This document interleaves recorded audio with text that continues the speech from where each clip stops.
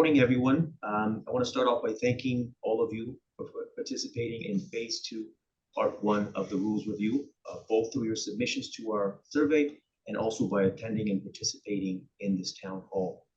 Today's agenda is fairly straightforward. I will begin by providing you with some background information on the rules review, followed by a brief overview of the discussion paper, and then finish off by opening the floor to you for questions. The overview of the discussion paper will also include additional context where it is needed in order to ensure that you're given the necessary information to provide useful feedback to us. With almost 500 people registered, and I believe over 300 now, the number I couldn't see it in attendance, we've decided the best method for receiving the most questions and comments is through a Q&A function in the chat, in the Zoom chat that you have in front of you. You can enter the questions and comments at any time throughout the presentation, and we will answer them at the end of my brief PowerPoint presentation that I have planned for you. So please type in as soon as you think of a question. We will address it at the end, all of them. If you have comments rather than questions, enter them as well. The comments might not be read out if they're not a question in order to preserve time, but the comments will be made available to the steering committee and the industry councils. So rest assured, all of your feedback will be captured. Please know that the Rule Review Steering Committee wants your open and honest feedback. So don't hesitate to bring up any issues with the proposed changes, but please do so in a professional manner. I don't think I speak for myself when I say that the survey participation results were exceptional and that your involvement in this town hall is paramount to the future of the industries that RECA regulates. I've had an opportunity to go through the majority of the submissions personally, and I can say that most of the feedback we received is very constructive and will prove useful to the Rules Review Steering Committee and the industry councils as well. Having said that, there were several themes that emerged, including some concerns, which were I guess, predicated on certain assumptions. But I believe the presentation I go through today will help you help alleviate the concerns that have been raised by industry and show that some of them are unfounded. Before I begin, I also want to stress that we'll be discussing today our proposals created from industry feedback in phase 1. RECA administration and the steering committee are still consulting. Absolutely no decisions have been made. There are several additional consultations that need to take place. The proposed changes would then need to be approved by the industry councils. What I'm trying to say here in simple terms is that nothing in the discussion paper is final, and that today's session will hopefully be extremely impactful in ironing out any wrinkles and hearing your concerns and potential unintended consequences of the suggested changes. I want to also introduce the Rules Review Steering Committee, many of whom are on this call today. And I want to express sincere gratitude to all of them for the work they've done. The dedication and the effort that they've devoted to this project deserves special recognition. I would also like to extend my thanks, particularly to Chair McCrank, who regrettably cannot join us today. His contributions to the regulatory field over the years are truly exceptional.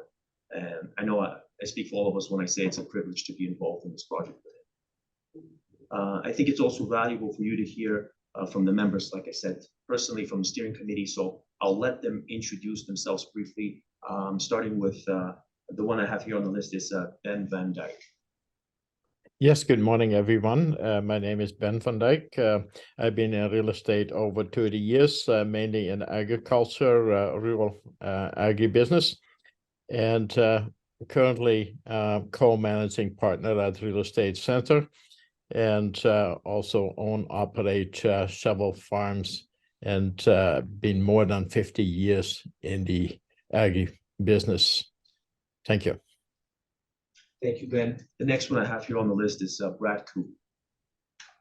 Good morning, everyone. My name is Brad Kopp. I'm the vice chair of the Residential Industry Council. I was elected in 2020 and licensed in 2006. I work at a small brokerage in Hinton, and I'm delighted to be the appointee to the Rules Review Steering Committee.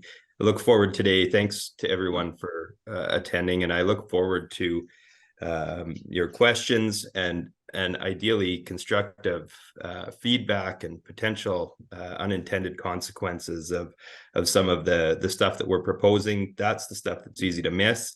So by all means, tell us if you think something is amiss, but also I'd appreciate hearing your thoughts on the unintended consequences that I, as a committee member, may be missing.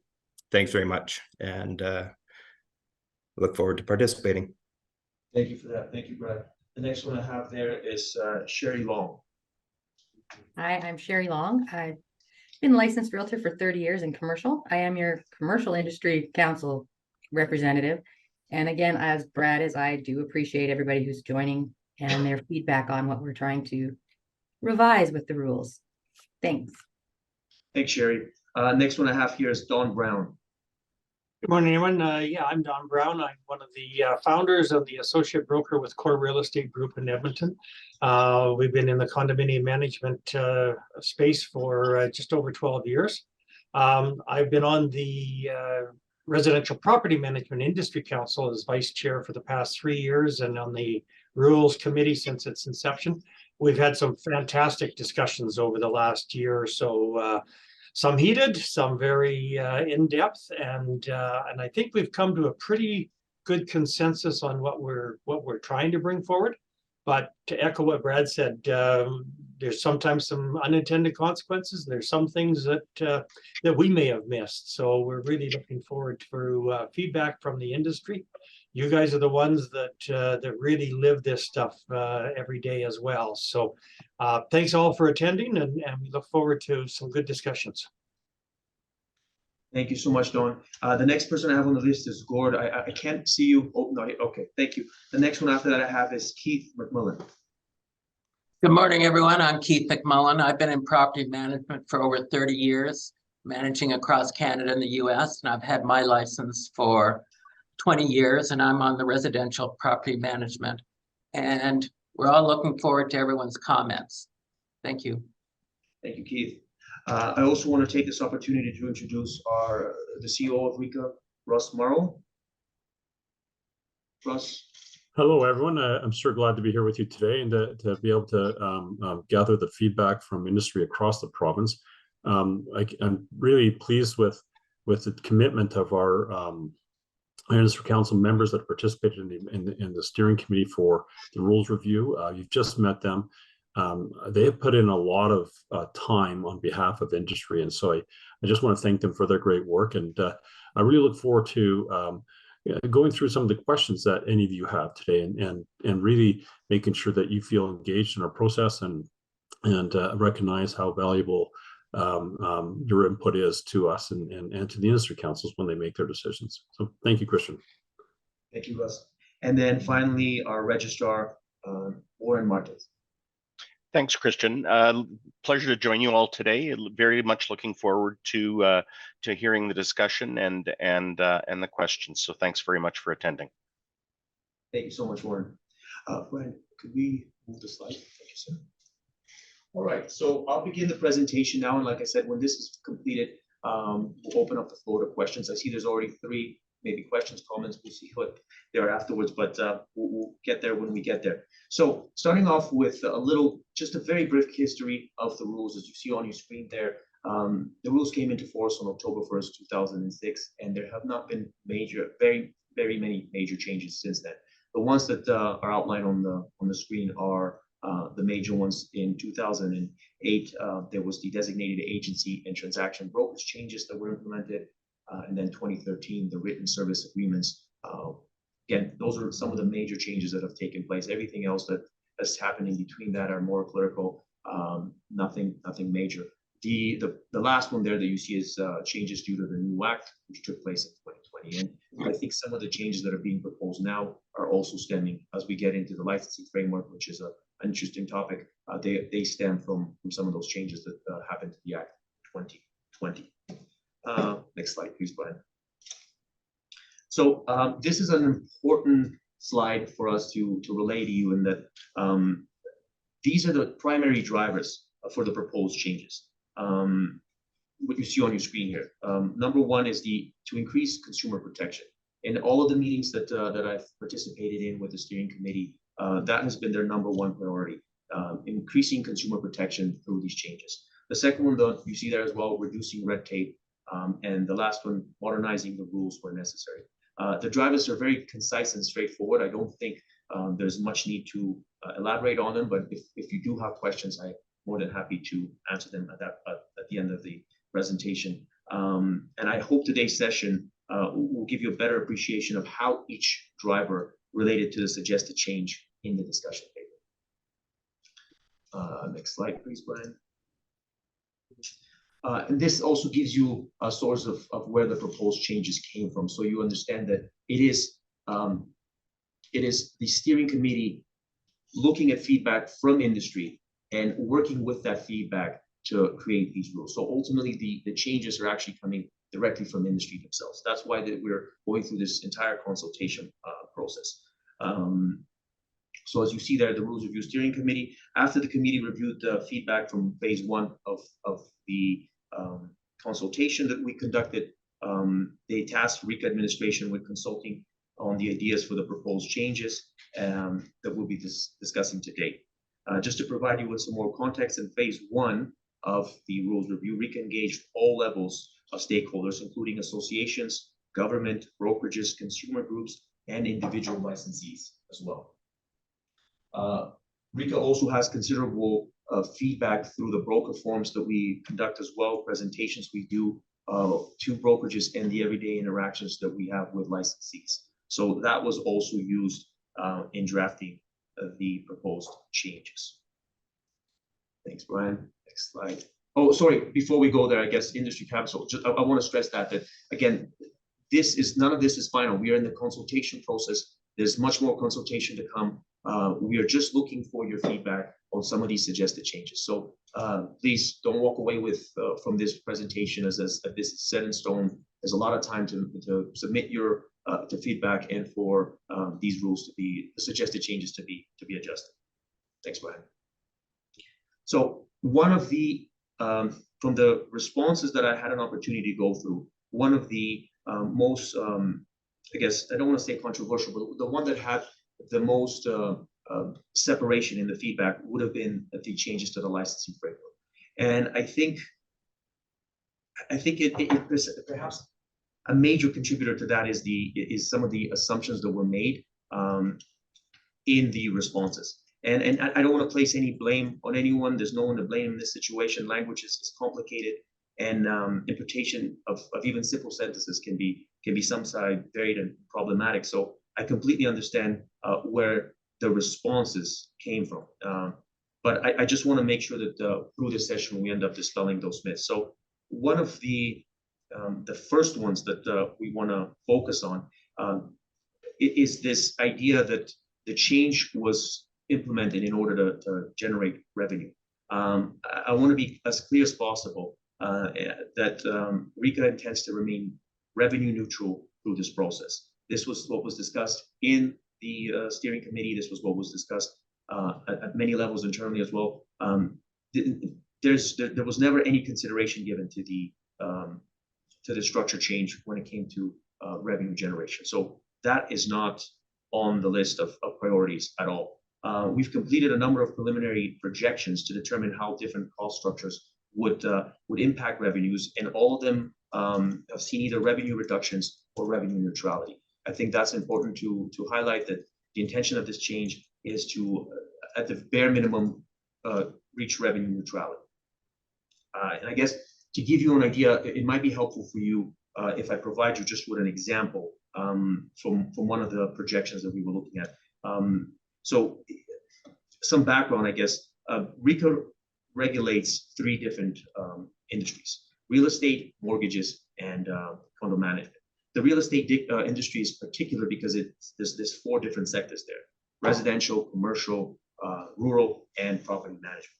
So in that situations, the projections that we were looking at internally, and again, please keep in mind that they're not finalized. There was just work that we've done internally to model this. One of the structures was to have a primary license cost and then an additional license cost. The primary license cost would be in the range of $325, and then additional license cost, let's say $50. So what essentially happens is that you reach this, currently your licensing fee, if you're on the real estate side and you have all 4 sectors, it's going to be $475. With this model that was projected, you would ultimately have the exact same cost at the end of the year in order to renew your license. So you wouldn't be paying any more. Yeah. Another option that was suggested was just to play around with the primary licensing cost and then have different additional licensing fees. But these are just, again, I want to stress, these are just projections, and that all of them show either revenue neutrality or a revenue reduction for RECA, which would translate to either the same cost or lower for you as licensees. A second myth that's emerged through the responses, I guess, that you see just a trend, I guess, is that brokerages will need to change their business structure as a consequence of this. And this is simply not true. A corporation can hold more than one brokerage license. This is currently the case, and we see it with brokerages that do property management and condo management. So to use an example I went above, if you had a corporation that currently operates in the real estate industry and you're operating in all 4 sectors, under the new model, you could still continue to have that one corporation, and that corporation would essentially hold 4 licenses. There would be no requirement for you to actually open up a new corporation in order to trade in the sectors that you currently trade in. In fact, what the change will help with is that in this adjusted model, you could technically be the broker of 2 brokerages in different sectors, and it will allow you to market. Let's say, just to give you an example, concrete examples are better. If you have a residential brokerage that also does property management currently, but you want to take your property management marketing in a different direction, under the current structure, you can't do that because you have one brokerage and you have to advertise under the name of that brokerage. What you could do currently is you could open a second corporation, a new brokerage, and then you would have to get a new broker to manage that brokerage because you wouldn't be able to be the broker of both. With the structure changes being proposed, what you would be able to do is open that second corporation, be the broker of the second corporation, and manage both. So it's actually making, it's giving licensees more flexibility, and in doing so, it actually increases consumer protection. Again, some of those drivers that we talked about before. Right, sorry, that slide was very long. So I guess I touched on some of them. This is the structure that we have right now, the different industries that we do. I went over that: real estate, mortgages, condo management, the different sectors. This was kind of, I should have asked for the slide change. Sorry about that. I think next slide now, Brian. And to give you an idea on the screen, this is what is being proposed. One of the drivers behind this as well, it's important to recognize, is that currently the licensing structure that is outlined in the rules does not align with what we have in the Act, does not align with what we have in the rules. So, and there's a little bit of a problem specifically when it comes to property management, because currently property management is overseen by 2 industry councils. And that can create issues from a RECA standpoint, and it can just, it's better if we create this alignment. And this is what is being proposed right now: 7 sectors: residential, commercial, agribusiness, which we'll discuss in a little bit, but it's essentially the current version of rural, commercial property management, residential property management, condo management, and mortgage brokerages. And when you see there the commercial and residential, the division, it will then align it so that each individual industry council is responsible for, I guess a better way to frame it is that each sector is only being overseen by a particular council. It's not that one sector is overseen by 2 councils. Thanks, Ryan. And an important consideration here as well is that a driver behind this change is consumer protection. What has been relayed to us over the years and in the submissions that we received this time around through the phase 1 consultation is that licensees are worried about individuals dabbling in real estate, especially obviously on the real estate side. There are individuals who are primarily operating in one sector, and because of the current structure, they're engaging in activities in one sector only very seldomly, and perhaps not providing the level, not reaching the standard that is expected of it. And this is another way of hopefully alleviating that concern and improving consumer protection. Brian.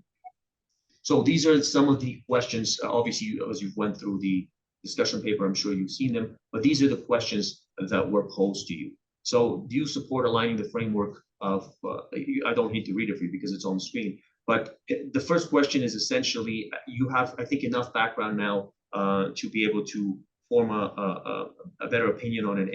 And knowing that when you're looking at the questions, please know that the intention is to remain revenue neutral throughout the process, and that it's not going to have an impact on your ability to structure your business. It's not going to require you to open additional corporations in order to continue to trade in the sectors you trade in. And even internally on the RECA side, if we're talking about trust assurance and the audit process, RECA is committed to working and ensuring that that does not result in additional costs for you as licensees through this change. So just keep that in mind when you're considering this. The next one I think that also had some varying responses to was whether you support changing rural real estate to agribusiness. The majority of the responses that I saw, and again, that's no, I don't want to put any blame on anyone, but there was a misunderstanding between what rural currently means. And the biggest misunderstanding is that I think some people believe rural currently refers to country residential. A lot of the responses had that theme in them. And they were worried that by changing this somehow now rural country residential would go into residential, which is currently the case. If you have a residential license, you can trade country residential properties. There is nothing preventing you from doing that. The rural real estate, the designation, the way it's defined in the rules currently specifically refers to agribusiness. So this change in nomenclature actually better aligns the rules with what the practical reality of the industry is. And I think perhaps if that becomes clear, then this change would seem inconsequential because it's not changing the way you operate. It's not going to create any difference in anything except for just aligning what rural actually is. The next one here, do you support allowing licenses to full licenses in multiple? Okay, that is also an important one, and it's stemming from, again, all of these stem from the submissions in phase one, but this one is trying to solve an issue that that has been particularly the case as of recent in residential real estate. And it's a situation where if you're trading in residential real estate and you have and you do primarily, let's say, residential real estate, but you also want to do property management on the side. If your brokerage currently does not have property management, doesn't have a property management division, you are essentially stuck. You cannot go with another brokerage and do property management and also trade in real estate at your primary brokerage. The change that's being proposed, if we assume again revenue neutrality and no additional cost for you, would allow licensees to have their residential license with one brokerage and their property management with another broker. So they would be able to essentially do both. And I think where consumer protection really ties into this is that you will be able to work you'll be able to specialize better and work with people that are specializing in one particular industry. So in theory, it's supposed to increase consumer protection. And then the final one there that we have is, do you support allowing licensees to register with multiple brokerages with the same industry sector? And I think this is a great example of the great work that the committee has done through this process, because they were very open. They wanted to ask all sorts of questions, a broad range of questions, because the rules had to be reviewed in so long. There were some questions that were put in there that perhaps pushed the envelope. They're not necessarily none of them necessarily were thinking this is a great idea, but they just wanted to get your opinion on it. Again, kudos to them for including that in the question. But this one was also one that had a lot of, I guess, controversy surrounding it. And once more, it's not final. It's just something that we wanted feedback on. So thank you all for submitting that feedback. Sorry, Brian. Next slide, whenever you get a chance. The mortgage broker, this one was a very straightforward change. In my review of the submissions, there wasn't too much pushback for it, but essentially mortgage broker license class, we want to introduce an associate broker license class in the mortgage sector so that it aligns with all the other sectors. Every other sector has an associate broker license class, and this will allow the mortgage brokers to do that. And there will also be a change to principal broker license class just to ensure that there's clarity there. So this one was a very straightforward question, but it was something that was discussed. Thank you, Brian. Teams. I would say that actually the responses in this section were also very positive. There were some concerns in terms of for the second question, should we have additional regulation? What is that going to look like? Is that going to increase the cost for licensees? Will it also increase the burden, operational burden, if they have team members coming in and out? How will that happen from that standpoint operationally? But again, this was just a question that we wanted to put out. A lot of submissions did feel that it was a good move, but nothing controversial here. The one there was a tremendous amount of support on should there be a requirement for team leads to be also associate brokers, and I think that also aligns well with this idea that there needs to be a more clear line as to what oversight is by a broker or by a team lead from RECA's side. So that is something that I know the steering committee is looking at very closely. Sorry, Brian, next slide. Thank you.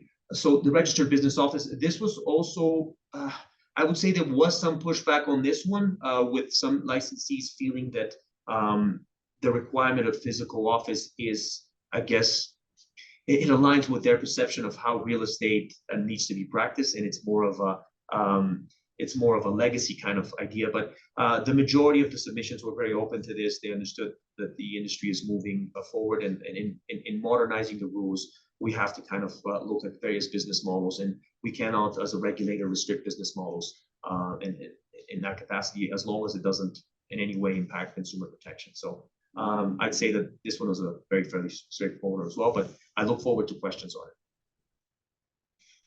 Notify the executive director. Many of the submissions that came in from industry outlined that we need to have more clarity as to what immediately notify the register means. Currently, in the current form, it's a little bit, it allows the registrar to exercise discretion, which I think is a great thing. But licensees also want to have a little more clarity as to what exactly immediately notify the register means. So the proposed changes were outlined there in terms of days, and there was also a suggestion that the registrar does retain a certain level of discretion in situations where that discretion is warranted. But yeah, I think there was very few individuals who were not happy with this rule, and I guess we'll see in the comments that come afterwards if that's the case. And the final really big one here that we had was incentives. I would say that this one also was divisive for industry. I think it's an important topic to outline. As you see, there are 4 options there that the industry, the steering committee arrived at in terms of what the options are moving forward. All of these came from the submissions that were made by industry. So I think they speak for themselves. I guess I'll go over them just to give you clarity. But option one would be to remove incentives altogether and to allow brokerages to manage incentives as they see fit. This would align the way we currently treat inducements. So incentives and inducements would be treated in a similar fashion. Option 2 would be to prescribe certain dollar amounts under which incentive rules would not apply. The third one will be to allow brokers to approve individual incentives rather than brokerage-wide incentives. So the third one is kind of aligns with one, but it still creates a little bit more restrictions. And then the fourth one is to keep the current incentive rules in place. And the consideration here, like I said, those 3 ones that we talked about in the beginning, consumer protection, red tape reduction, and then also modernizing the rules. The big part here is how do the rules around incentives improve consumer protection, and whether there's value to consumers. And then the second one, obviously, red tape reduction. I think a big part of the work licensees do, and I see that in my capacity here, previously as a regulatory compliance advisor, many questions that came my way had to deal with incentives. A large majority, a big part of the complaints that go to investigations units deal with incentives. And I think it's important to think about what impact removing them would have on consumer protection. So that's why that's in there. And then I didn't want to take more than 30 minutes, which is exactly where I'm at, which is great. I wanted to give you as much time to go over the questions. So we're going to open it up to questions. Thank you, Brian. Okay. Oh, okay, perfect. All right. Thank you, sir. So we're going to open up the questions. I'll read them out, and I will allow our registrar to answer the questions. And then if he needs help, which I don't think he would, but I'm here to assist. All right. So we have. Forgive me if I pronounce your name incorrectly. Charissa Shine. There has been a request for condominium management to be its separate industry council. Would it be possible to add this to the survey while you are looking at changing the number of industry councils? I'll let Warren. Sure, thanks, Christian. Thanks for the question, Carissa. Right now, we're just actually consulting on the rules themselves. The whole council framework is dealt with in the actually in the Real Estate Act. And so any changes to the number of councils or the duties of those councils would have to come from government in the form of an amendment to the Real Estate Act. So if this is one suggestion that we can take note of and raise it with government that there are questions or suggestions on the overall council structure. Christian, I can keep just going through them one by one if you want. Whatever Sure. you want. The next question is from Len Lane. Does the designation change mean that the use of word broker cannot be used by mortgage associates? No, we're not anticipating that. What the purpose behind looking at the principal broker rule, the purpose behind that was there was we've heard from different parties that there can be confusion in the industry. Or I'm sorry, I might have skipped one, I've been told. Yeah. Oh, sorry, Chris. I didn't realize the questions disappeared when we answered them. Chris Hockheimer asked the biggest two questions. Why is RECA considering allowing professionals to be licensed in multiple different fields in the same field in different cities? There's a potential confidentiality issue. We currently allow people to be licensed in multiple fields. So for example, on the mortgage brokerage side, you can be a mortgage broker as well as a condominium manager or condominium broker. So we already license individuals in multiple fields.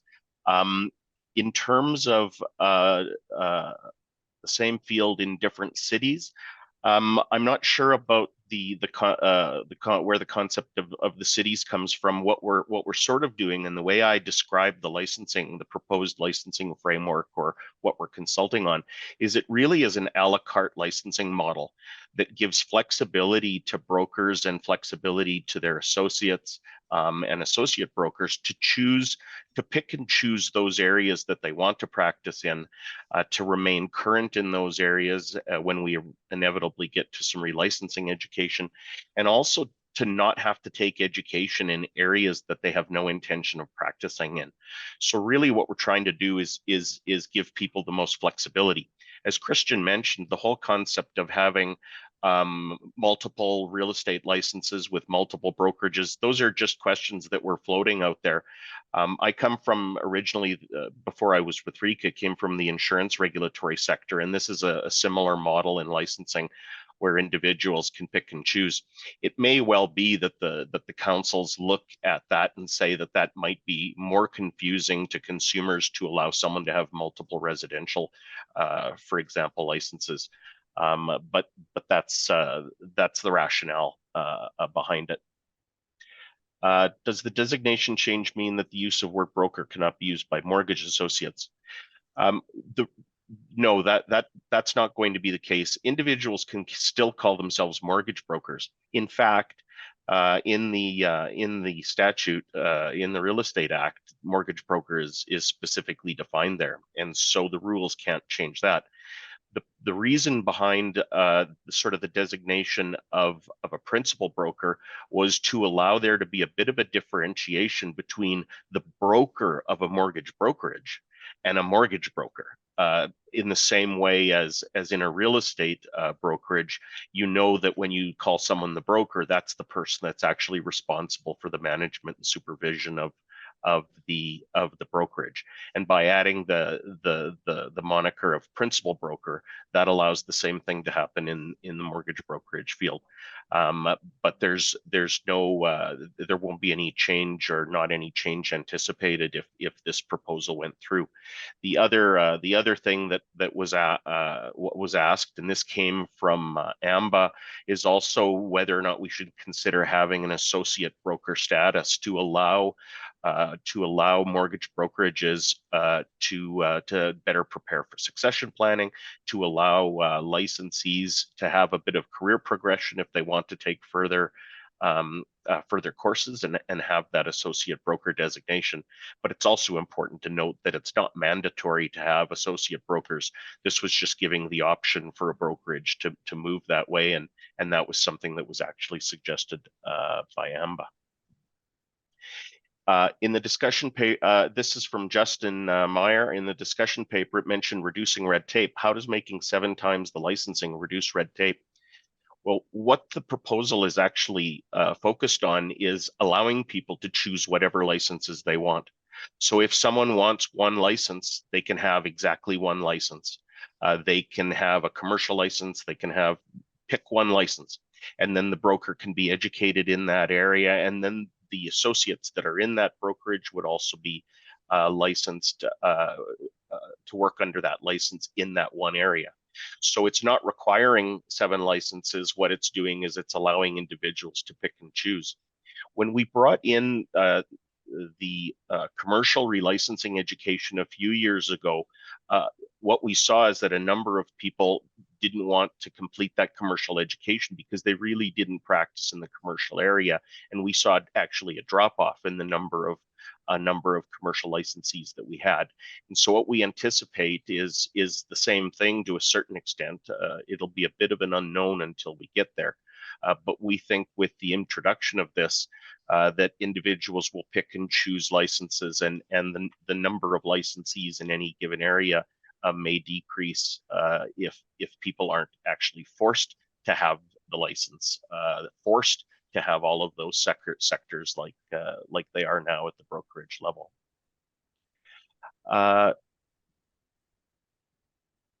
Kevin asks, what research has gone into single level licenses, all agents to be educated to the level of broker similar to other professions? Secondly, third-party care of trust funds. Thirdly, provisional licensing for 1, 2, 3 under the care of a broker. And if you wanted to speak with someone further, who would that person be?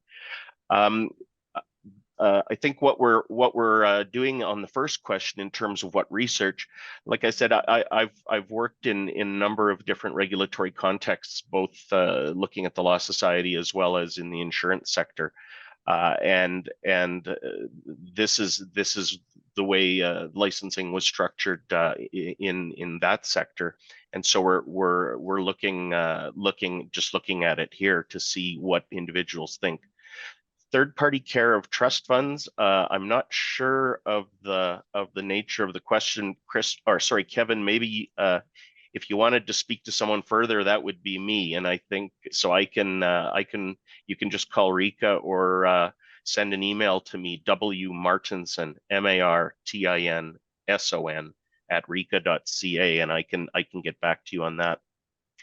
The provisional licensing for 1, 2, or 3 years. This is something that some of the industry councils have been considering, and we have a pilot project underway right now on the condominium property manager front, where we've brought in a graduated licensing pilot program where an individual can start to work having pass the eligibility requirements and criminal record checks and things like that. They could start working while at the same time studying for the fundamentals exam. And what we've instituted with that program is a list of duties that this type of level 1 agent can't do, certain types of duties where this provisional license, they can do those duties, but only under supervision. And then another list of duties that they can do without any supervision or just the normal broker supervision. So we're seeing how that project is going to go. I know that there are some other fields, such as in the property management field, that may be looking at this, and it's certainly something that the residential council can consider. With the concept of having a certain number of years, there's always a debate. Is the critical thing the number of years under which they get this supervision, or the number of deals? Because some individuals may have a lot more deals in a shorter period of time. But it's definitely something that can be considered in terms of and it can be accomplished through adding actually conditions on licenses. So that sort of approach to mentoring or to supervision might not even need a rule change. So again, I think I gave out my email address. If you want to give me a shout, Kevin, on the trust account question, I can certainly get back to you on that. Do the industry members have not have any vote or control over decision as licensees in these fields? The legislation actually puts that responsibility in the hands of the industry council. Unlike a membership organization, such as trade associations, the legislation actually puts the role of approving rules in the hands of the industry councils. In terms of the input on that, I again stress that we're going through a very broad consultation process. Invite you to be in touch with with the individuals, the licensees that are on the industry councils. And it's a bit fortuitous that the question is raised now, because we will be having elections for the industry councils. The nomination period just closed, and so I think a really important role that licensees have is selecting the licensees that will make up the industry councils. So I really encourage you all to get involved in that process and to vote. And there will be more communications coming from us in the coming weeks as we get closer to the election here towards the end of the month. Would Airbnb? Oh, sorry. I'm at the bottom for some reason. Okay. Barb Maxwell asked, in the proposal regarding separate license, there's talks of probably reducing fees, but not even a proposed fee schedule. Currently pay one license fee and am licensed in 3 sectors. If the expectation of fees goes down, then there must be an idea of what fees could or would look like. I think that we're trying to be as open as possible and keep our estimates as accurate as we can. The difficulty with coming up with a specific fee schedule model at this time is that it's difficult to know exactly how many people will, for instance, how many people in the real estate sector will get all 4. But as we said, it's our intention to keep this revenue neutral. We know roughly the sort of budget that we have, and we'll be reducing fees if everyone keeps all 4 sectors, for example. There could be a sizable reduction in fees.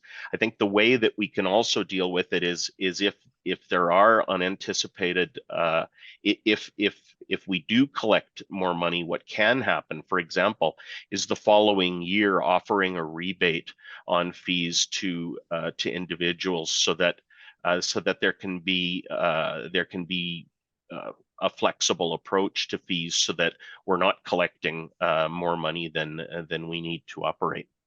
But again, it's our suggestion is, and again, we could either do a standard fee for each of the 7 sectors, or as Christian mentioned, there could be a primary license and then a small nominal fee for additional sectors that individuals wish to take up. I think it might be worthwhile adding there, Warren, as well, that we as all of you licensees just went through the relicensing process, you may have noticed we had some questions about what sectors you're in and where you do your predominant work and what proportion of your work is in those different fields. We just collected those data, and that information is what we're going to be using to do the modeling. We didn't have the fullest information on that previous to this relicensing cycle, and so we are going to be taking this and modeling this. And when the industry councils make a decision on what they do with the 7-sector licensing, they'll have that in hand so that they can evaluate and see what is the best approach. Thanks, Russ. The next question is from Matt McBean. How does having agents licensed with multiple brokerages with so many license classes increase consumer protection? The public consumer already finds our industry confusing. They see an agent as an agent. They do not understand the distinction between associate brokers, or commercial versus residential or agribusiness. It's my belief the proposed changes would further confuse the public and overcomplicate an already complicated industry. In some ways, I think that the proposal actually makes things more clear. When what currently is in place is a, for instance, a real estate license that automatically includes 4 sectors, when an individual brokerage may not work in those fields at all. And so what I think the proposal actually does is it simplifies things and allows consumers to know exactly what areas individuals are practicing in simply from reading the one license that they get. If someone wants to only practice in residential, they would get a residential real estate license, and it would be clear on that brokerage's license that all they practice in is residential real estate. Similarly, if they wanted to add an agribusiness or they wanted to add a property management, it would actually be, I think, potentially clearer. And again, coming from the insurance sector, where there were different sectors of licensing, it seemed to be very, very clear to consumers as to what areas someone is licensed in.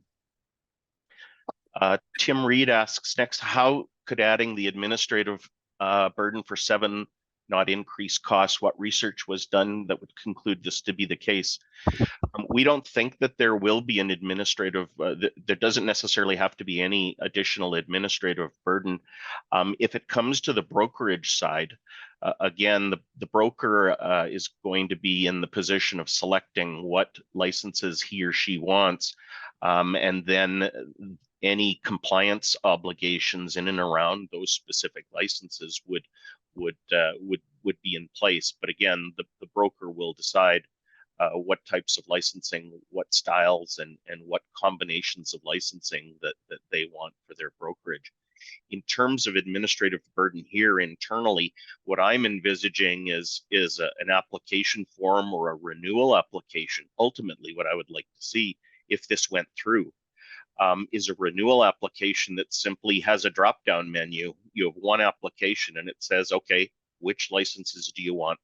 You can drop down and check residential real estate or commercial or agribusiness and add that to a cart in the same way that anyone does when they're shopping.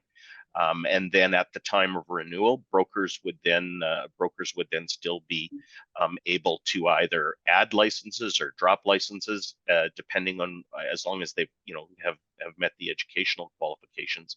But what I'm envisaging is if this goes through, something that would be relatively administratively easy and not a great deal of change.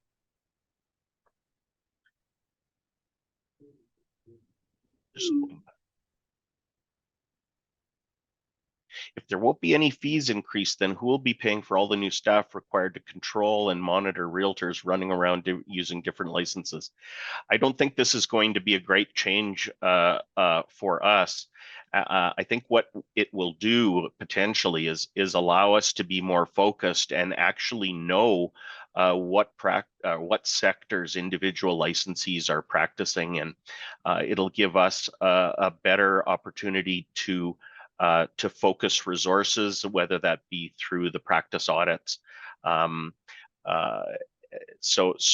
I don't see any new staff here. If the question was the staff with the brokerage, I think there shouldn't be much of a change either. The broker will be able to see all of the associates or the associate brokers that are licensed with that brokerage, see which they'll still control what sectors the licensees will be able to get. And again, just because a licensee is in a brokerage that could do multiple sectors, there's no reason why an associate at a sector may only want to work in one sector. And again, it'll be up to the broker in managing their brokerage to say, you know, what areas do I want to work in? What areas do I want my my associates to be working in? And they'll be controlling that.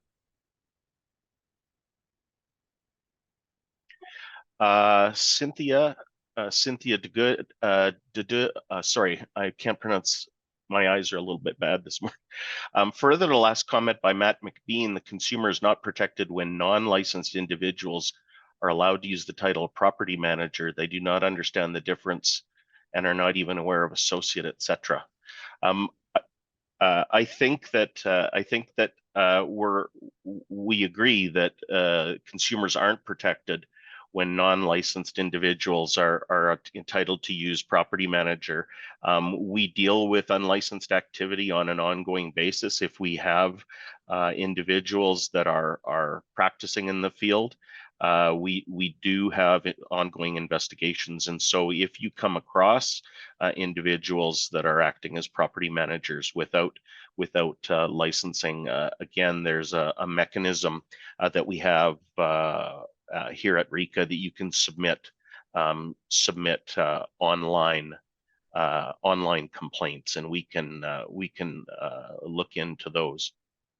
Warren, just one thing on that particular topic, something that came out from the broker forums. This was an issue that was put forward by a number of brokers, and the licensing structure change as proposed would hopefully help alleviate this, because one of the reasons why there's a lot of people doing unlicensed activity on the property management side is that there's actually a shortage of licensees in that sector that can operate in that sector.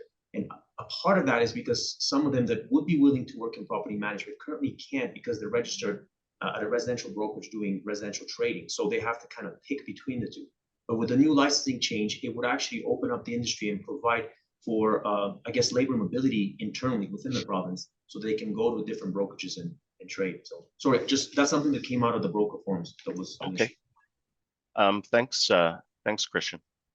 Ali Noel has asked, if you take condo managers licensing and education and make it its own entity, would there be any education to real estate agents on reading the condo documents and understanding them?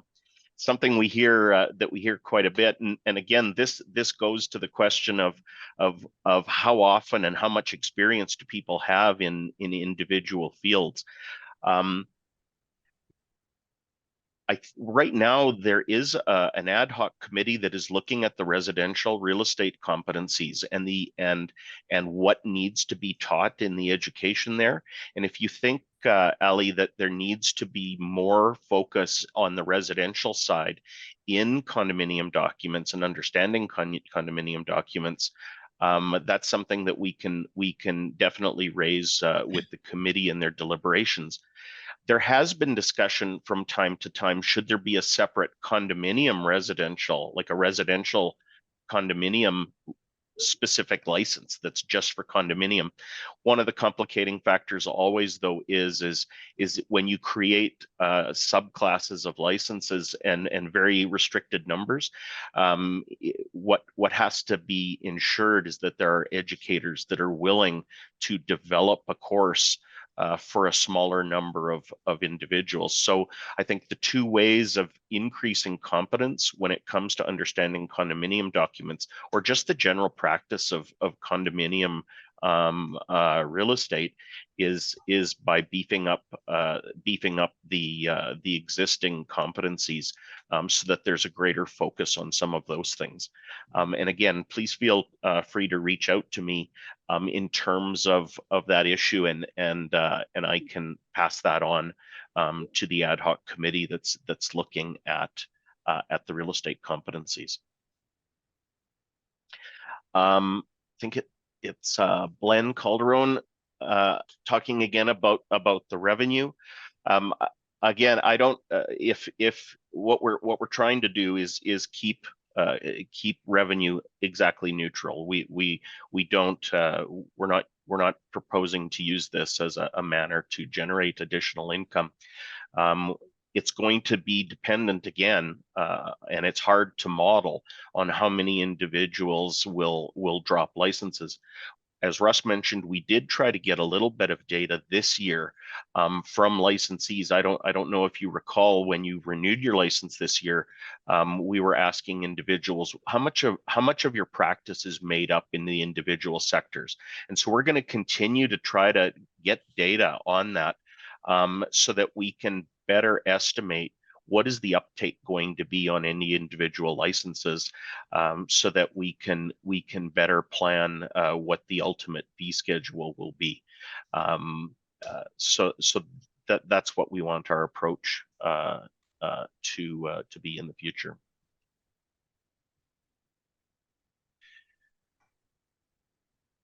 Matt McBean. There are likely other costs that will come out of this on the operation side of what appears to be increased. How does having these new and expanded councils impact operating expense, staff resources, and needs? Why can we not operate with one industry council? When the government changed the legislation and introduced the legislation changes in 2020, one of their goals was to explicitly separate the number of councils so that there was greater, I think, so that there was greater licensee input to the practice standards and the rules in those specific councils. We have seen, obviously, a bit of an increase in cost from a governance perspective to have the multiple councils, but I believe I think the government made clear that what they wanted with the new council structure, which by the way is based on the Alberta Insurance Council, what they wanted to do was have individual councils that had licensees on them so that they were more responsive to the individual sectors, and that there was greater input. And that was also part of the reason, I believe, why they introduced the whole concept of elections. I think it might also be worth noting there from an operational side that there's two aspects that are worth addressing as well. When you take a look at the relicensing process and how that will be simplified when you come in, it will actually have some efficiencies, we think, both for licensees and for operations. Now, from supporting the 4 industry councils in our board, there's no doubt there's been some increase to the complexity that we have from the management side of things. We've now been at this for just about 3 years, so we think that that's settled out well at this point in time, so that the change in the segments to the 7 sectors would not have any additional impact from a governance side of things. Thanks, Russ. And if questions are sort of repeated, I'll skip over those. But and again, I think we will be in past. Brian, if you can remind me, in past what we've done is if we can't get to all of the questions, we'll be going through and answering questions or how will we be doing that, Brian? Yeah, we can all the questions that we don't get to, we'll provide answers for directly to those individuals. And then we can also put it up on the website for the rules review. We can put up every question that was asked and give an answer for all of them in a spreadsheet or something like that. Yeah. Thanks, Brian. If a brokerage is operating in all sectors, will RECA require multiple audits? No, I don't believe that they will require multiple audits. Similarly, right now, if people are involved in multiple sectors but have the same trust account or is operating trust accounts, I don't think there will be much change to the practice review.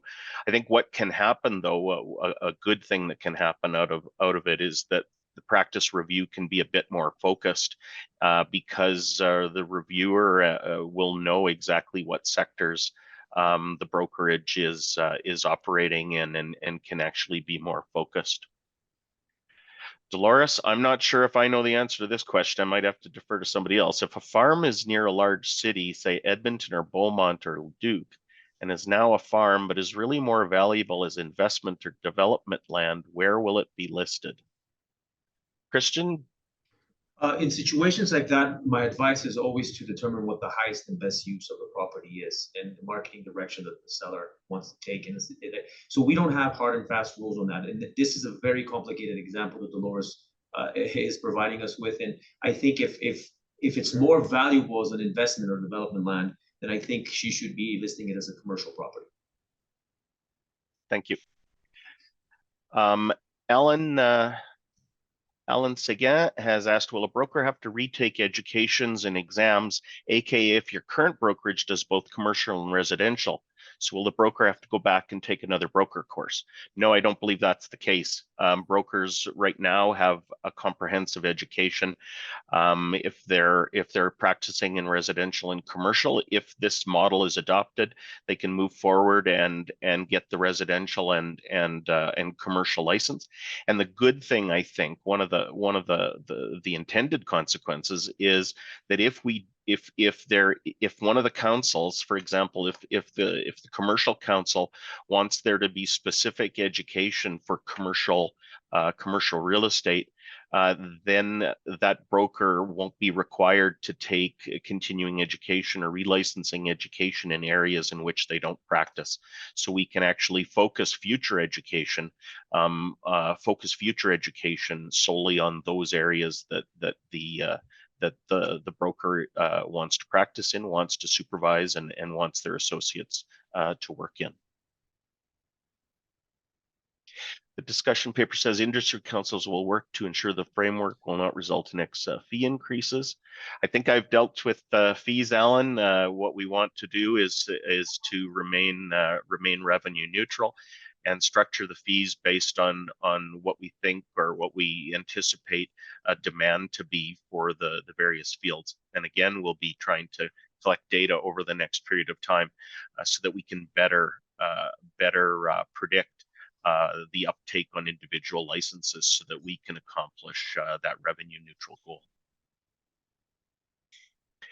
Matt believes there might be unintended consequence of further confusion with the consumer.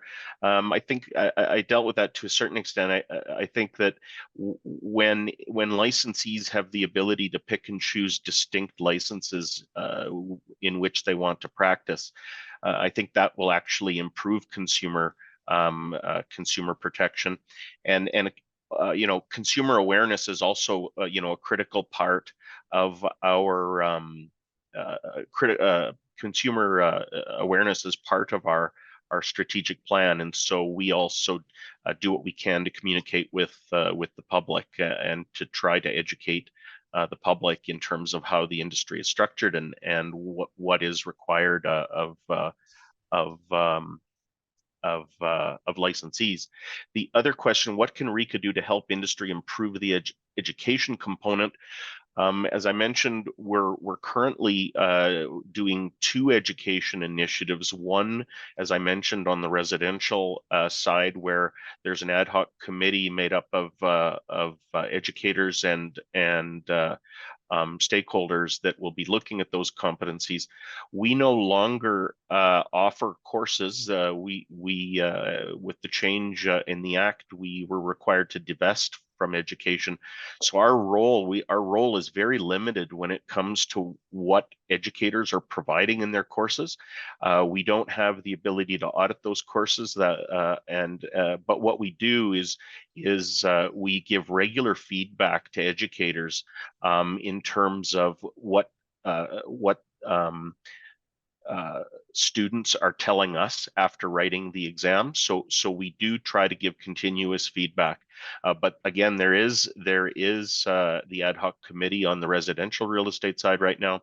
There's also an ad hoc committee on the condominium property management side where we're looking at those competencies, and we'll be taking those back to the the industry council, the applicable industry council, to ratify the new competencies. That committee is also made up of educators. So we're hoping that they'll, with working closely with the educators, that education can be improved. But again, any suggestions or gaps that you see, please let us know, and we can pass on those comments.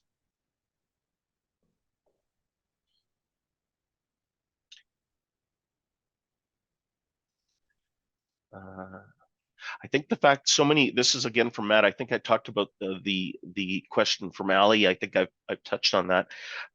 Matt has indicated, I think the fact that so many people were confused about what rural actually is speaks to how we already have issues with the current structure.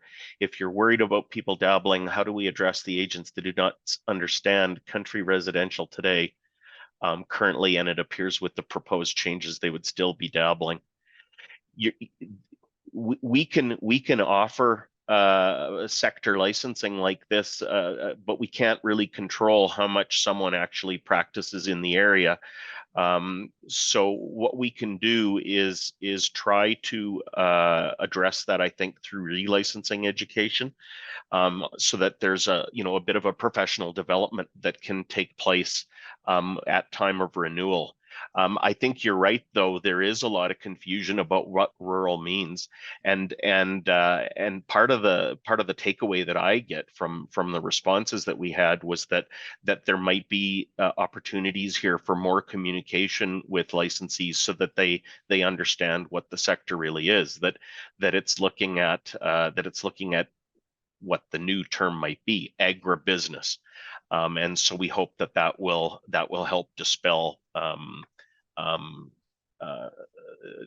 some of the misunderstanding. I think it's worth adding there too, Warren. We've received feedback about a couple areas specific to residential real estate, and that has to do with acreages, and the other one is condominiums. How those are kind of specialized areas. And in the feedback we have, there was no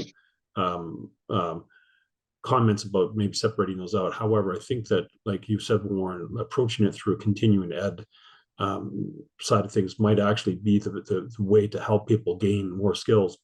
But I also suggest that, as licensees, and we see so many licensees that they know where they're strong and they focus on those areas, and so licensees, themselves can also say, you know what, I'm going to specialize in this area or that area, and really carve out a niche. And so I think there needs to be some caution on our part about making sure that we're not creating a business models through the regulation, but rather having regulation support the business models that already exist, or what we're already seeing in industry.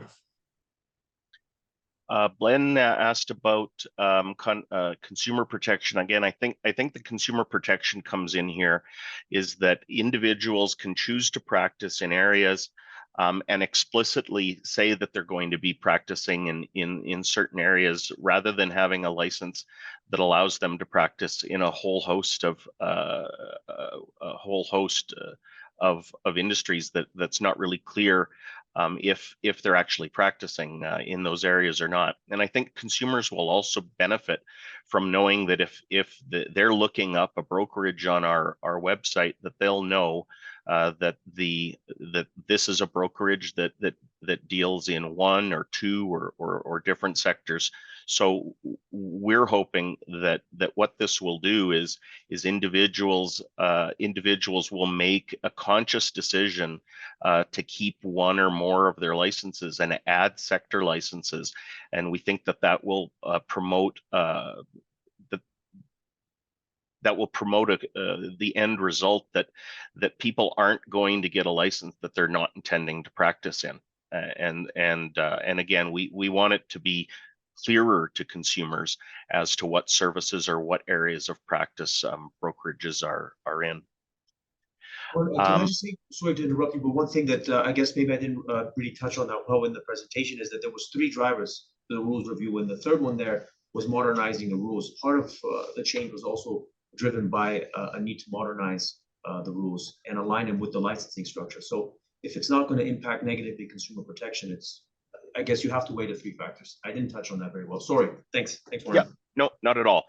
And I think I saw a comment somewhere down the line where Alan you'd mentioned that the driver should be consumer protection rather than the governance model. We think the two are actually go hand in hand. The governance model we think is important because that's the basis upon which the government premised all of the legislation. And so what this will do is allow individual councils to deal with individual licensees and reduce confusion over which council is actually regulating which area. So I think consumer protection and the governance model really go hand in hand, because we have licensees on each of the industry councils that are particularly attuned to a specific segment of the industry, and I think they believe that they're well positioned then to set up the conduct rules for those specific sectors. And Waters, would being registered with two brokerages be confusing when it comes to advertising? Yeah, it could be, and that's why we're simply asking the question. Like I said, there are financial service regulators that allow an individual to have multiple licenses with multiple brokerages, and we're simply just asking a question: Does that make sense in the real estate sector, in the real estate industry? It may be at the end of the day that the industry council says, no, that's too much change. We don't think it's necessary. We think it could be confusing if you have a residential real estate agent who's got a billboard with one brokerage and has another billboard with another brokerage. Yep, that might be too much, and it may not be worth the cost of going forward on that. But we just wanted to ask the question and see what industry thought about that level of flexibility. It may not be something that makes any sense. Don Michaels, if dealing with country residential is okay under a residential license, what determines a farm if it is not actually operated as a business? Would a farm be okay under a residential license, regardless of the size and number of acres? Christian, what's typically your answer when brokers are calling you with that question? With this question, so size is not a determinant. It can be. I know it makes a difference from a financial standpoint in terms of getting a mortgage, but when we're talking about real estate and the way RECA views this issue, the size of the property is not going to determine whether it's rural or country residential. I think he's asking what determines a farm if it's not actually. Hobby farms also don't fall under rural. They are considered country residential. So if you have a hobby farm, if you live on the property, you have a little hobby farm, then it's not the case. I think this is a difficult question to answer because we don't have enough context. You need a little more information about what exactly we're looking at. And if you have those type of questions, that's what regulatory compliance advisors do. So please, if you have a specific example, give myself or Doug a call, and we could go dive deeper into that one. Thanks, Christian. Cynthia, I saw your comment. Thanks very much. Ali asks, will teams be exclusive to real estate? Sorry. Will teams be exclusive to real estate, or will this also affect property and condo management? We did ask some questions about teams and whether or not teams should be registered. I know that British Columbia has moved down this avenue. I'm not certain in terms of how prolific teams in the property and the condo management world are, but it's certainly something that if the industry councils believe that there's benefit to taking action and registering teams in other sectors, the industry councils could certainly look at adopting that practice. I don't think there's anything preventing them from, but I'm not sure if it's on their radar or on their agenda, but I'll certainly raise it with them. Barb said, I don't recall education on anything rural until I took the rural course.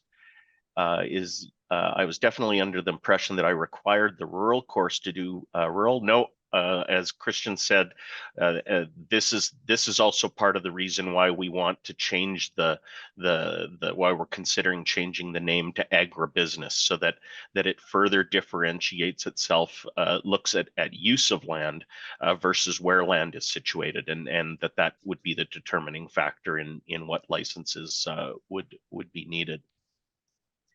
I think I dealt with and talked to Alan's question. Shelley, worry about allowing agents instead of brokerages to offer discount. By allowing agents to decide instead of the brokerage, those agents that are new to the industry may not have the financial means to offer these, and therefore would have a hard time competing with the more experienced agents. I think as Christian mentioned, we put a number of different options. Regardless, like if the rule disappeared, what I would envisage is that it would be up to individual brokers to manage their brokerage how they see fit when it comes to incentives. So there are a number of different options. I have had brokers say to me that maybe the rule should be changed so that a broker can pick and choose what incentives certain agents could offer to deal with this very specific example that you gave. At the end of the day, when it comes to incentives, my preferred approach would be to give the brokerage as much flexibility as possible. We already do have mechanisms to deal with if there are licensees that offer incentives and then renege or acting inappropriately in response to or in relation to those incentives. We already have tools that we can deal with under the rules to deal with that sort of misconduct. But we really do appreciate and want to hear back from industry on this question, because there are a number of different mechanisms that we could deal with this. And at the end of the day, part of what the committee also said is, what is the consumer protection element to regulating incentives? Does the regulator really have a role in telling agents how they can give money to their clients or give a benefit to their clients? And so it could be any one of the four options can be used, but it would be good to hear back from what individuals have to say there. If a real estate brokerage has licenses for multiple sectors, will each sector require a separate trust account? I'm not sure. I think it's a large part of it will have to do with, I think, how the brokerage wants to operate things. I can take that back and we'll publish. We can consider it further and then publish a more specific answer to that. One viewpoint, I think if it's only one corporation that holds all four licenses, in the example we provided, I don't think there'll be a requirement for. Okay. Again, I don't think so. If you're structuring it where there's four different corporations, each one holding a license, then obviously yes. But yeah. And I don't think that would be any different than it is now. Than it is now. So if you deal in all three areas of real estate, you would just hold one trust account. If that's the way you do it now, yeah, there would be no reason that would have to change. How is advertising under different brokerage? I think I dealt with that. Yes, advertise if a person has multiple licenses in the same sector with multiple brokerages, it's right, advertising becomes more complex. Some other in the financial services industry, the way they deal with that is you may have separate advertisements, you may have separate business cards, but again, it'll be up to the brokerage to structure how they want and what their which licenses they want, which sectors they want to work in. And again, this is simply asking what individuals think. There was also a part of that on the issue of confidentiality. Just a second. Yeah, there are always going to be potential confidentiality issues working with that could arise, and so that is something that needs to be considered. And thank you for pointing that out.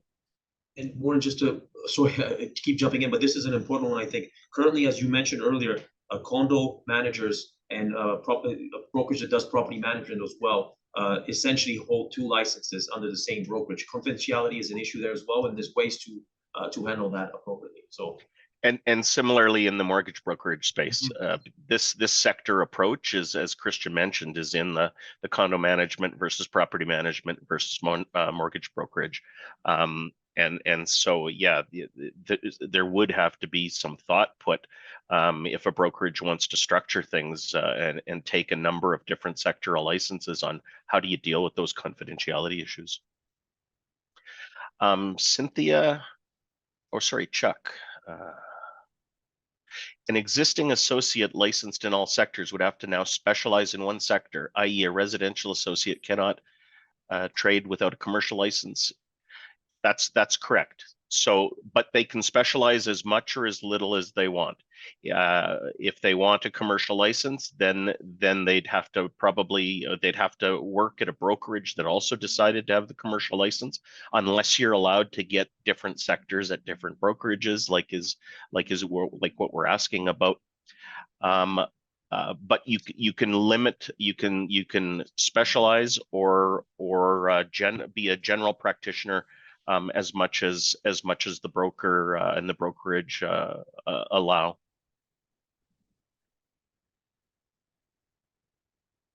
There was another. Oh, sorry, Cynthia. I think I've dealt with that question. Is RECA planning to do something with new homes people who trade in real estate without a license? In other jurisdiction, you can sell new homes. Yeah, our legislation limits our jurisdiction to and exempts new home sales. Russ, I know this issue has come up when you've talked to a number of brokers and brokerages, and you've also had discussions with government. Would you like to maybe just touch on this briefly? You bet, and I think there's a common thread that's going to come up with Airbnb and other questions of similar nature. We have the authority to regulate those things that are granted in the legislation, and the legislation has not said that we can regulate new home sales or Airbnb for short-term rentals. We can't. We don't license mortgage lenders and financial institutions, and so while we recognize and we've heard from industry of these things, and we highlight that the government, what we can do from a regulatory perspective is only can include the 7 sectors that we have. I don't know if you want to go further on that, Warren. No, but that's kind of where we are with the current status. Carissa, you've asked about a compliance issue. If you want to contact me directly, I can deal with that. Since we're just focused on the rules here. Shelley asks, how can allowing brokerage to not have a physical office increase consumer confidence? Talking to multiple customers, they feel more secure knowing there's a physical office they can go to as opposed to nothing. They feel in an office lent more credibility. I think that's going to really be dependent on the sort of business model that a brokerage wants. One of the nice things that came out of COVID, and today is a perfect example of that, is how we can all meet virtually as a group of more than 300 people to discuss these sorts of things. And business models, I think, are going to continue to adapt and evolve with increase in technology. Again, if it's going to be a business decision for individuals, if they want the added credibility or if they believe that there's added credibility in having a physical office, I don't think physical offices are ever going to go away. I certainly hope not, because I prefer to come into the office.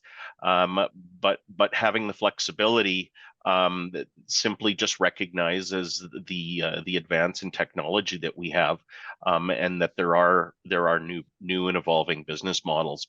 But I think you're right. From a consumer point of view, I would be happier going to an office, but I just like that approach. But I know that people a lot younger than me are doing things much more virtually these days, and don't even blink an eye with doing everything on their phone and virtually. If rural is being rolled into agribusiness in a separate license, then would it not make sense to change the education, separate agribusiness out of the commercial? Those of us outside the cities who will never deal in office buildings and warehouses, but will selling. Yeah, the anticipation is that with the separate agribusiness license, there would be the separate agribusiness course. And so again, it allows brokers and their associates to focus their education on areas that they will be practicing in. And so, for example, if someone is only going to be doing commercial, do they really need to be spending time taking education on RMS, for example? And so the education will be reflecting any changes to the licensing level. Well, Warren, just to clarify on that point there, it says if rural is being rolled into agribusiness. Rural is just, the name is changing. Rural is still, it is agribusiness as we speak. It doesn't have to be taken out of commercial because rural is its own separate sector. It's not in commercial. Country residential, I think, is what they're referring to, but there's a distinction between country residential and rural, which is rural is actually agribusiness.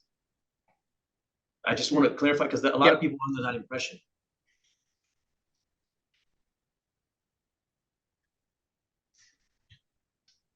Jonathan, I did see your comment. I think I'll take it to heart, but I think I've dealt with some of the issues there.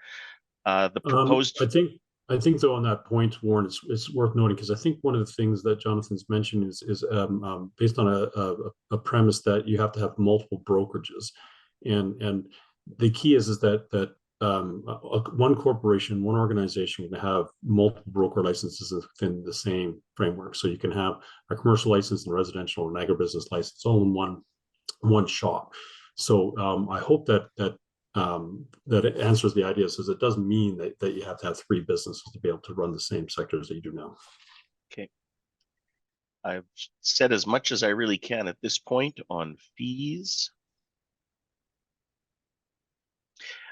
Olga, again, I think this just goes to Russ's comment. You don't need to have separate, you're not going to have separate companies. What you're going to have is, if you only have one corporation, one partnership, one legal entity now, that will still be the case. You're just adding additional licenses for that corporation. Janice, I think I already dealt with the grandfathering. No, brokers, if brokers have licenses in all sectors, the phase in for this, they've already obtained the education in those sectors. They'll just be electing which sectors they want to continue to be licensed in, and simply amend their license. Are we going to push this forward regardless of the feedback? We're listening to the feedback, obviously. However, it's going to be up to the industry councils to make any decisions. So they're listening to all of the feedback. At the end of the day, there are separate industry councils that have individual authority for structuring the licenses that they want to structure. So it's not so much a question, are we pushing this forward?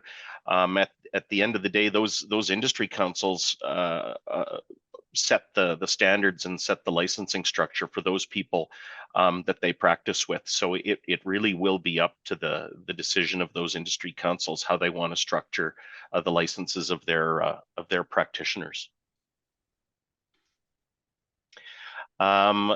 Blen, I see about extra provincial licensing.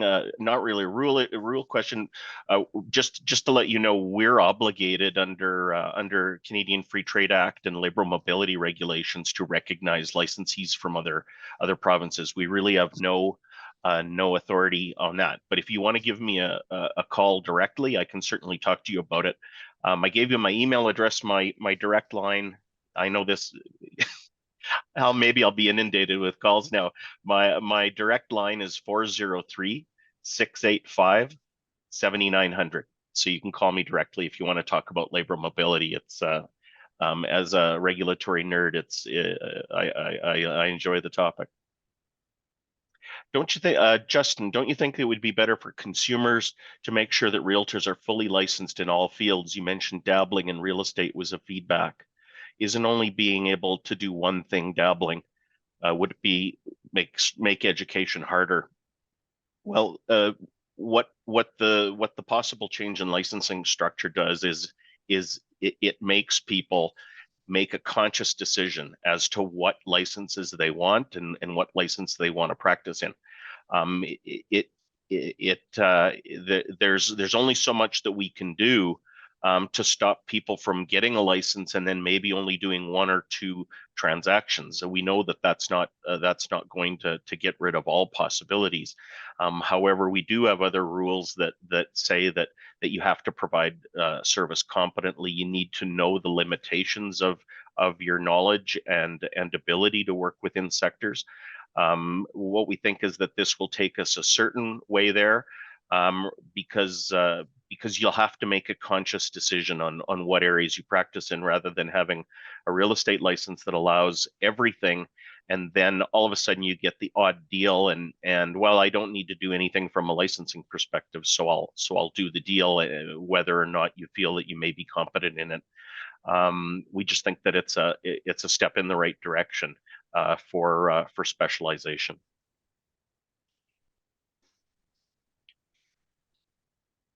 Sorry, we got about half an hour.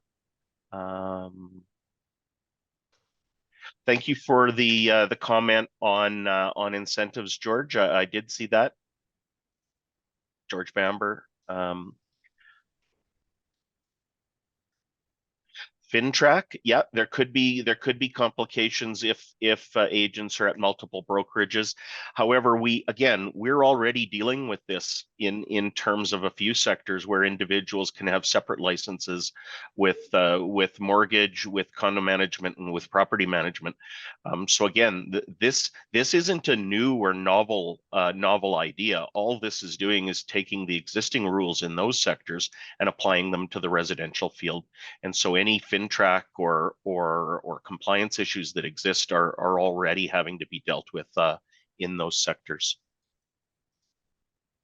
Gordon, I saw your comment about confusion if there's multiple brokerages. I think that's a good comment to make, and something that we need to keep in consideration when it comes to this whole question of multiple brokerages, multiple sectors.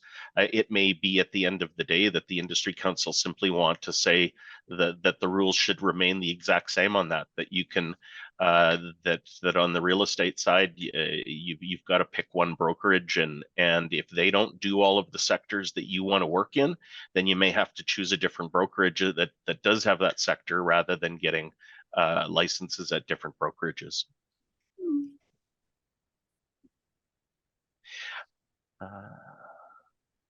Wendy, I see your question.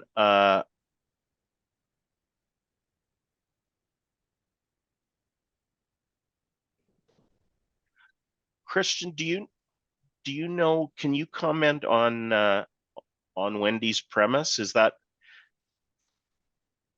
I'm sorry, I'm just reading it right now with you. Right now, a broker does not have the ability to obtain a new condominium broker license without working under someone for 2 years. If they were not providing service in the field at the time, was changed, would this requirement change under this new structure, or would everything separated with the same problem be present?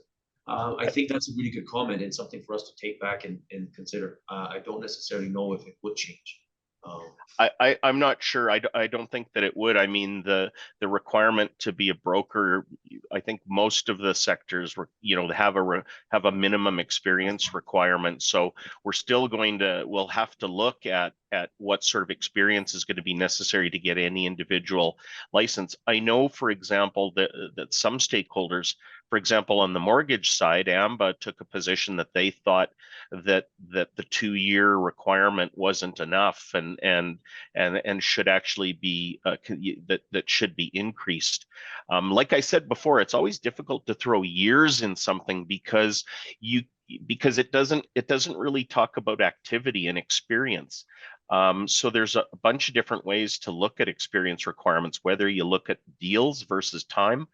But it always is a bit of a difficult nut to crack when it comes to structuring licenses.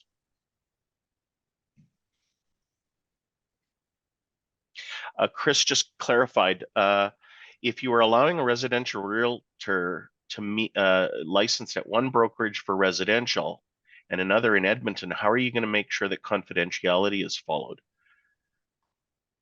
I think the same way that you'd have to have confidentiality followed if you were a mortgage broker. I do recognize, though, that if you're licensed at multiple brokerages, there is a lot more crossover, and that may be one reason why the industry council doesn't want to go down this route at all. Again, this was only put in there as a question to elicit some feedback, to take the temperature on the topic. I don't think, I'm pretty agnostic on it, and really appreciate the feedback that we're getting, because it's going to inform the council's decision that may be something that isn't readily workable in the real estate sector for that very reason. And when you're referring to multiple brokerages within the same sector. Yes. Exactly. Thank you. Yep. Well, or we'd have to look to at multiple brokerages between sectors, but again, we're already dealing with that on the mortgage, condo manager, property manager front. Well, and there's even discussion within the industry councils, and this is one of the reasons they're asking the question about potentially having either broker rules or maybe a rule from a RECA side of things, saying if you have licenses within related fields, for instance, within the 3 areas of real estate, they need to have to be at a single brokerage. So this is all wide open, and this feedback is helpful for them in their deliberations. Paul, if a new brokerage is only specializing in residential and rural, will the brokers be required to have the education in all sectors? No, what's anticipated is that the broker will only have to have the education that's associated with the license that they want to obtain.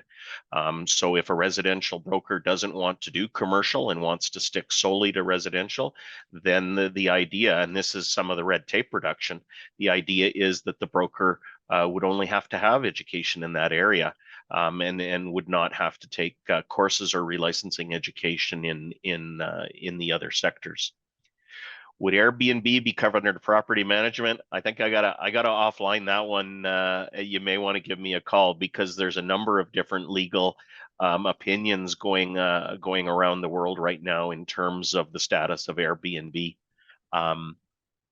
Olga, you mentioned the condo pilot, and is this something that could happen in other fields? I think that's a really good point, and the reason why we're calling this a pilot is that other sectors are looking at it, that it might be something that the property management sector is really interested in, and so yeah, it is something that could be available to other sectors, and we'll see how successful it is, whether there's an uptake, and see if there are any unintended consequences or complications that arise. But be assured that when the industry councils are meeting, they're looking at this pilot project and saying, are there aspects of this that could be relevant or helpful in our sector of the industry?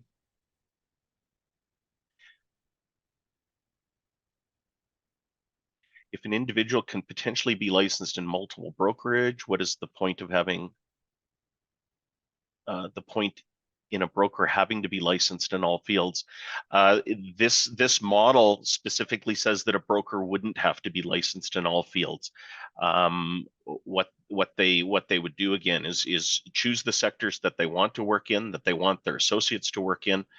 And the other thing too, when we're talking about these multiple brokerages or having licenses, even if it's possible to do that, there's nothing stopping a broker from saying, it's my broker policy that I'm not going to have any associates unless that they have to all have any of the sectors that they're going to work in have to be through my brokerage. So even if the licenses allow for that, it's up to the broker to decide the business model they want, and they can simply say that from a brokerage perspective, even if you can have multiple licenses with multiple brokerages, that's not my business model, and that's not something that I would entertain. Sorry, I had okay. Ali, I'll just get to I think we've, is there a plan to get the Condo Property Act and the attached Schedule 4 bylaws up to date as well? I'm not sure, Ali, what the government's timeline is on any further changes to the Condominium Property Act, but that's a question that you may want to raise with Service Alberta.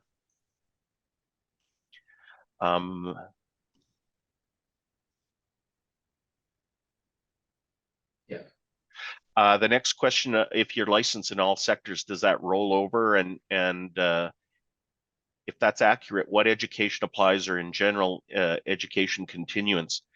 Yeah, if you're what we're going to, if you hold a license that allows you to work in all sectors as a broker, then we'll simply roll you over into that. And then continuing education is a discussion that the industry councils will be having over the next couple of years. But we're thinking that continuing education, relicensing education, could be much more focused on the sectoral side. Corey, about teams. If someone is a team lead in a small team of 2 or 3 people, it may not be financially feasible to be an associate broker. Maybe this should be grandfathered or limited. Yep, that's a good concept, or something good to keep in mind, Corey. Thank you. Jada.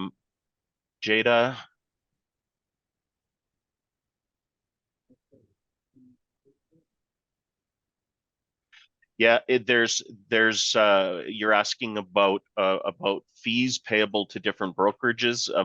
We really don't get into regulating those business models, or what fees would be applicable if you were allowed to practice with numerous brokerages. But you know, it could have an impact on people's business models, and again, it may not be feasible from a financial perspective to work in multiple brokerages, depending on what fees or dues may be due and payable on that.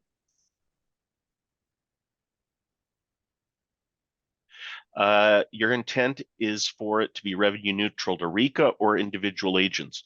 What we're trying to do is actually both, to the best extent possible. Like we mentioned before, it's difficult to anticipate exactly what would happen, or what the final steady state is going to be, and so that's why there are things that we can look at, like license rebates in the following year. If finances change in a manner that's unexpected, that we can try to be as flexible as we can. But we do want it to be revenue neutral as much as possible for both individuals and for RECA.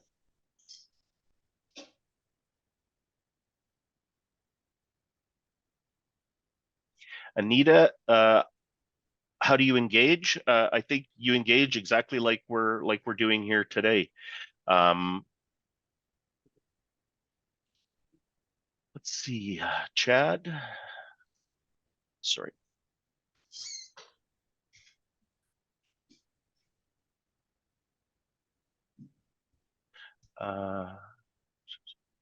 Thank you for your comment on the whole question of operating in areas that someone is not current, or is not competent in. You're right. Having separate licenses doesn't necessarily guarantee that individuals are going to practice in that area. However, what it does is it again, individuals will need to make the conscious decision to practice in certain areas. We can also focus relicensing education on that.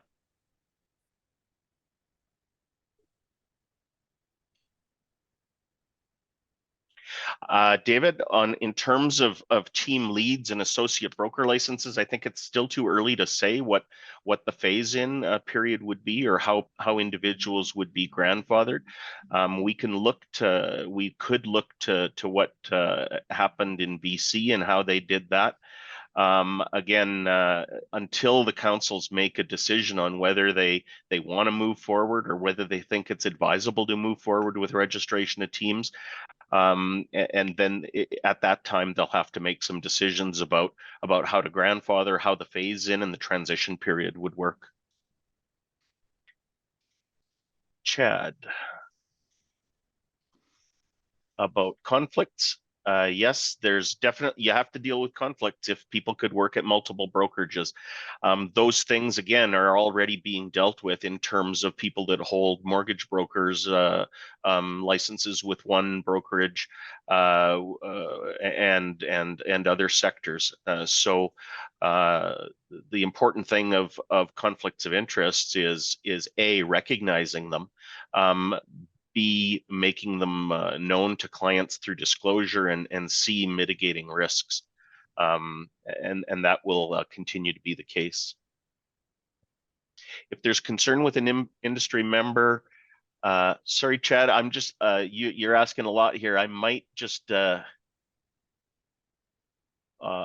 maybe give me a call when on your question about where do people go. I'd really like to have a conversation with you, because you're definitely engaged today and asking a lot of questions, and we'll publish an answer in any event. I'll go to Miles now. When does investment real estate move from residential? Sorry, it's just moving around here. Move from residential to commercial? Christian, what's your... Anything over 4. So below 4 and below, you're residential. If you're over 4, you're commercial. Sandra, yeah, you're right. Agribusiness specifically focuses on business activities. Is RECA going to allow business brokering activities with the requested change? That's outside of our scope. Business brokering is already, brokerages can do that. Okay. We don't regulate that. So. In terms of, is there going to be a vote? No, this is the responsibility for setting these standards rests with the industry councils under the Real Estate Act. So what we're doing is we're coming out, we're doing a great deal of consultation, surveys to provide the industry councils with as much information as they can get. At the end of the day, under the Real Estate Act, it's their decision as to what rules to put in place. Miles, thank you for your comment. Patrick, I do have a question on being or given a broker delegate title. Oh, sorry, I missed one here. How will this affect license mobility to other provinces or states? Other provinces are required to recognize our licenses in the same way as we're required to recognize theirs. If you have a license, for instance, there's a special license in Ontario regarding to private lending. On the mortgage side, if a licensee from Ontario who's not allowed to work in the private lending field comes to Alberta, we put a similar license restriction on those here. It'll ultimately be up to other provinces to determine how they want to handle this. But we're very active at the Real Estate Regulators Council of Canada to try to harmonize approaches. But labor mobility is one of the key drivers that every provincial government is looking at. So I don't think that this will adversely impact labor mobility.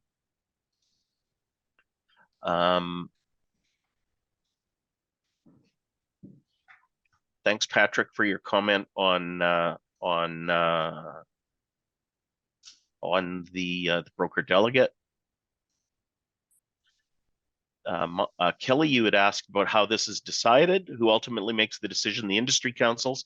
For another year, the government also has to approve any rule changes. So anything that the industry councils decide on these rules in the short term will also have to be signed off by the Minister of Service Alberta.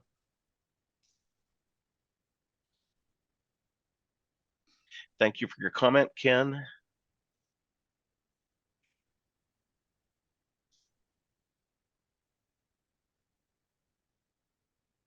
Alex, I see your comment on education being higher. I've just been reminded I've got about 10 minutes left.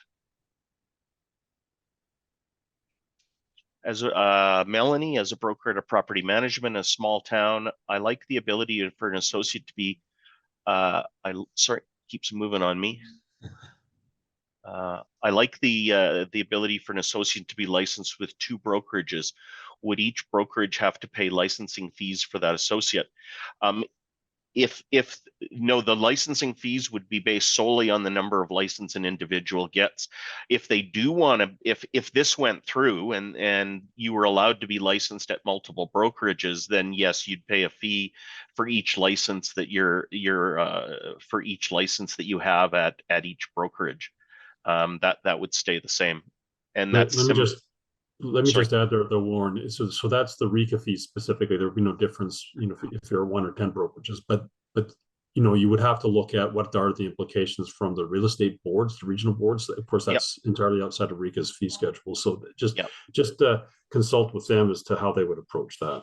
Yeah, and Melanie, you'd asked specifically. When I answered, I was specifically talking about RECA licensing fees for that associate. So yeah, if you're able to be at multiple brokerages like you are on the condo management versus mortgage brokerage, yeah, there are separate fees associated with those licenses. I don't think there's going to be an increase in training for associates. I think it'll be more focused. But again, we're not responsible for the costing of education or the provision of courses. So that the cost of bringing people into the industry is completely outside of RECA's jurisdiction. Thanks, Miles. I'm sure Alan is appreciative of your endorsement of Krebs condominium certification course.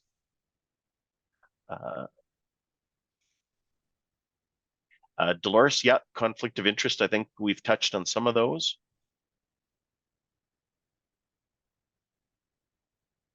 And yes, Shelley, it's going to depend on how many individuals drop licenses and keep licenses up. But again, what we're trying to stay is if everyone keeps all sectors, let's say, so every licensee in the province has 7 different licenses, that's going to significantly reduce licensing costs. That will be sure.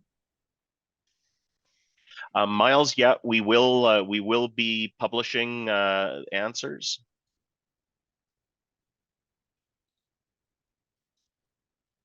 I don't think, Amanda, that this is going to change anything on the accounting side. If you have one trust account, you'll, as we mentioned, you're going to still get one audit.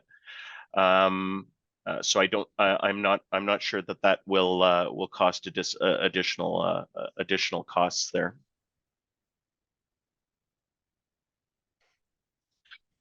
Thank you, Sandra. You mentioned about including other specialties, including condominium sales.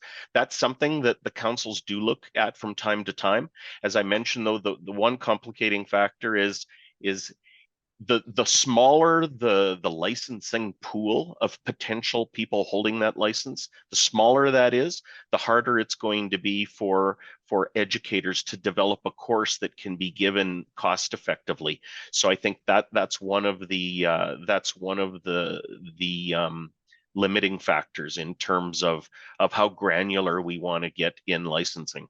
And also at some point in time, you get so granular that you start moving, you start lessening consumer protection because you don't.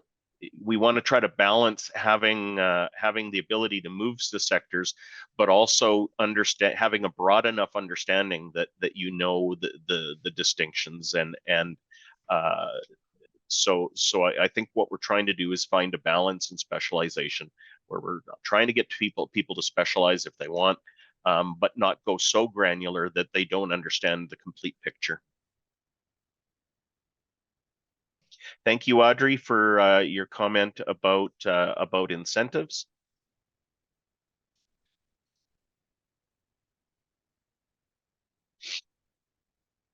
Dolores, thank you for your comment on the commercial side and the challenges that you're seeing with people doing commercial or getting involved in small numbers of commercial deals.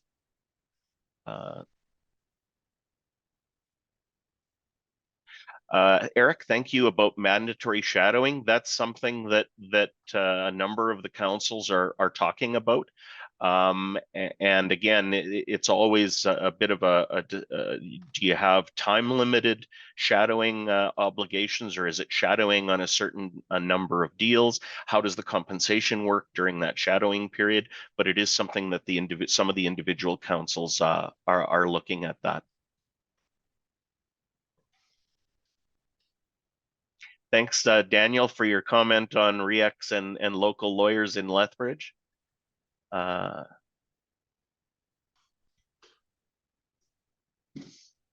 Wade, maybe contact Christian about your question about trust accounts. I think he'd be happy to talk further with you just to make sure he gets all the facts.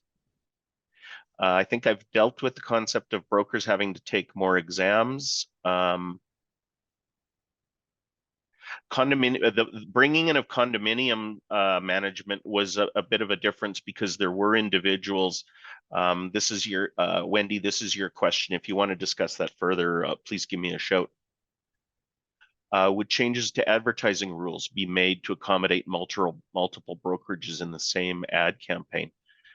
That could be something that definitely is looked at, because you're right. A number of people have made comments about advertisements and how would multiple brokerages, how would we deal with advertisements? There's only a few minutes left, and I was wondering, Russ, whether you would like to make any closing comments, and we can continue then to go through the questions here, and we've committed to publishing answers. But maybe Russ, I'll call on you to close us out since the time is so short. Yeah, and I think I'll just address one question and then offer comments. So Monique asked the question about the time frame. So we are doing the rules review in 3 parts with the consultation. Part 1 is with licensing structure, which you have before you now. Next section is going to be on the conduct rules, and the third one is going to be audits and so forth. So once we finish with those 3 parts, which we anticipate to take a number of months still, we will have a phase-in period. So we'll introduce the rules. We'll contact the course providers with any changes that might impact them, and then we'll have a phase-in period over a number of months. And I assume that we probably have to at least have 6 months before the rules were made effective. Now, if I can, Janice, are you on the call here? And can you talk to specifically in timelines as how long the consultation is going to take? I don't think she's on the call right now, Russ. Okay. We'll make sure that information gets out there. We have put that out, but we'll reiterate that so that you can see how long it is going to take for the consultation. But we are looking at that most of the rule changes at one point at the end with a phase-in period. So on that note, I just want to thank everyone for the comments. I'm sorry we're only able to get through about 2/3 of the comments, but we will, like Warren said, put out publishing the remaining questions and answers to those, so that you'll have those available to you. Please continue to provide your insights to us through this survey and others, and make sure that we have that information available, so that when the industry councils go and make their decisions, that they will have the most information possible to make the best informed decision. So thank you for your time. I see that we have just 1 minute left. So I guess on that note, I'll turn the time back to Christian. And if you want to close anything out there, Christian. Thank you, Russ. I don't have any additional remarks. I wasn't sure if Warren, do we want to continue with questions now, or are we just? No, I think since we're in the last minute, I really do encourage people to reach out if they want to contact me directly. Feel free. I'm always looking forward to hearing industry's comments and commit to providing you with the best information, up-to-date information that we have. Thanks, Warren. I guess I'll say one thing in closing. We do have advice at RECA.ca. It's an email address that's available to brokers. But for this particular instance, if you have any submissions that relate to the discussion we had today, that's an easy email to remember. So you can use it. I will relay all that information to Warren. Russ. There's also an email address, consultation@reca.ca, and we'll also continue to be doing surveys through this process. As Russ mentioned, the next portion of this is also going to start looking at conduct rules. What we've been talking about so far really are just licensing, which is rules 1 to 40, and so keep being engaged like you are now, and we'll have other opportunities for surveys to put out there.